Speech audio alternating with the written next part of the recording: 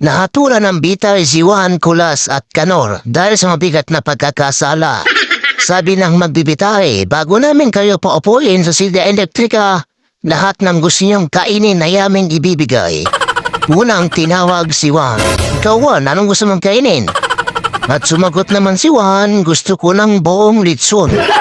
Agad binigyan ng litson si Juan at nang matapos kumain ay pinaupo na sa silya elektrika. Sunod na tinanong si Kulas, "Ikaw Kulas, anong gusto mong kainin?" At sumagot naman si Kulas, "Gusto ko ng bulalo." Agad naman ay binigay ang bulalo kay Kulas at pagkatapos kumain ay pinaupo na sa silya elektrika. At huling tinanong si Kanor, "Ikaw Kanor, anong gusto mong kainin?"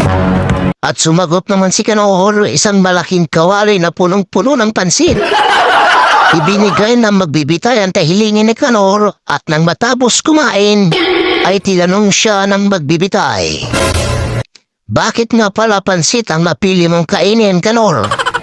At sumagot naman si Kanor, "Sabi kasi ng nanay ko, pansit ay pampahaba ng buhay."